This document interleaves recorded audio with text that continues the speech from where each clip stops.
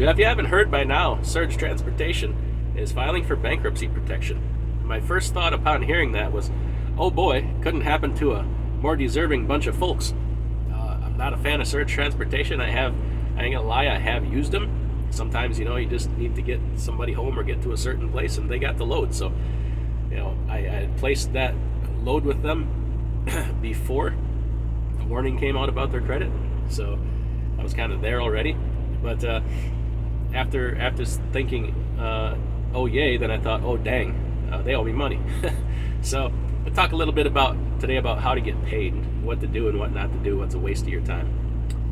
So upon hearing this, I picked up the phone and started to call some of my channel partners, see what they thought. And a couple of them, the general principle was, it's in bankruptcy court now, so we can't really comment. There's nothing we can do because they are creditors of Surge Transportation, so it wouldn't really be proper for them to comment on it or give any advice.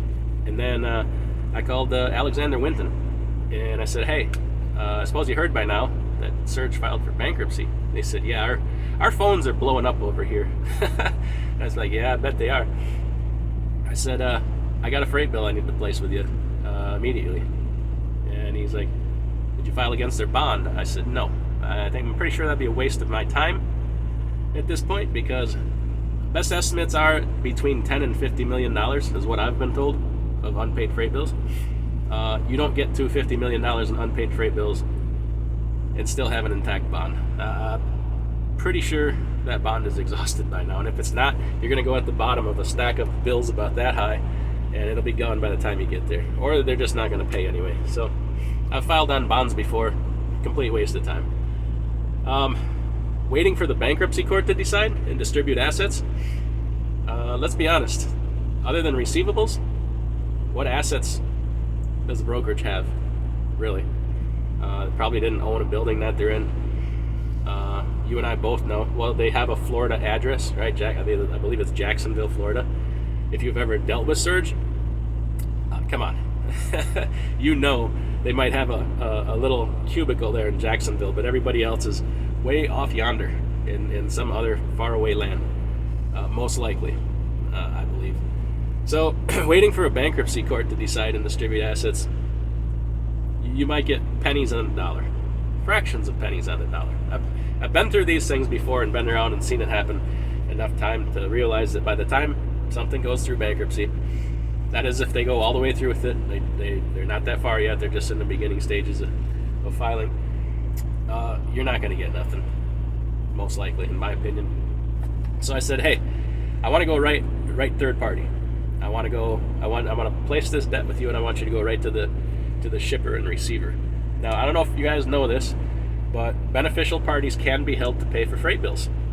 There's different criteria and whatnot. That's AWA is the attorney place. I'm not, so don't take my advice as gospel. But third party beneficiaries can be held to pay. So that would be shippers, receivers, possibly whoever benefited from the freight, whoever's freight it was.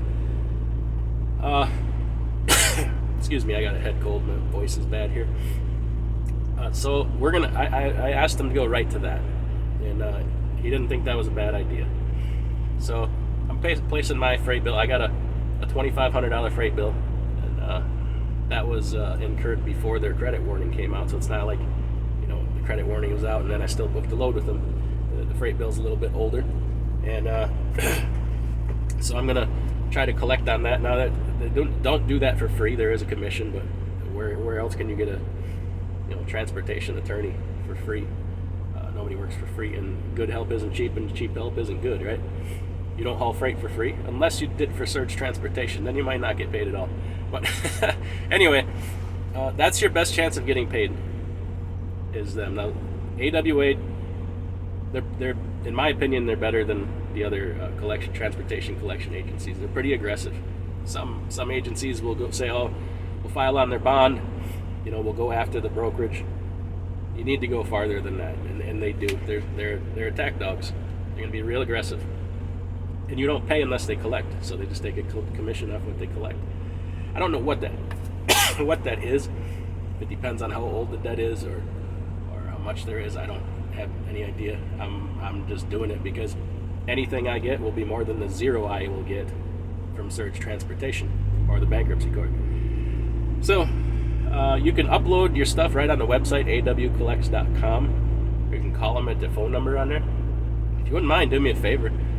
Tell them you found out about them from me, from DIY. And if you already sent freight bills there and forgot to tell them, call them back and say, hey, DIY told me to give you a call. Help me out. Hook a brother up with these freight bills, these unpaid freight bills. And they'll get on the job. I'm sending my paperwork in today. He says they'll start on it tomorrow. But they are getting pretty inundated with these surge transportation deals.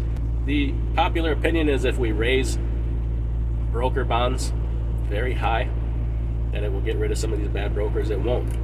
In fact, it'll make it worse, and I'll tell you how. What are we going to do? Raise it to $50 million to cover all these bills from surge transportation?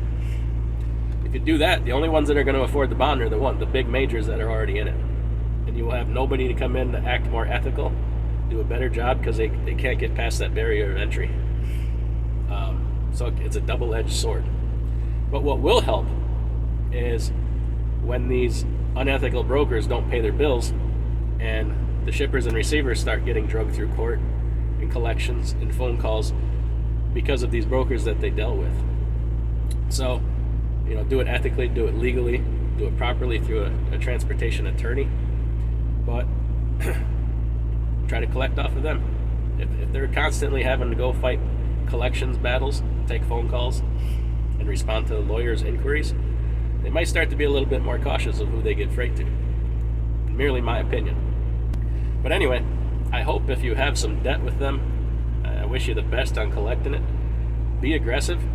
It's not going to come to you. Don't just sit back and say, oh, we'll see what happens.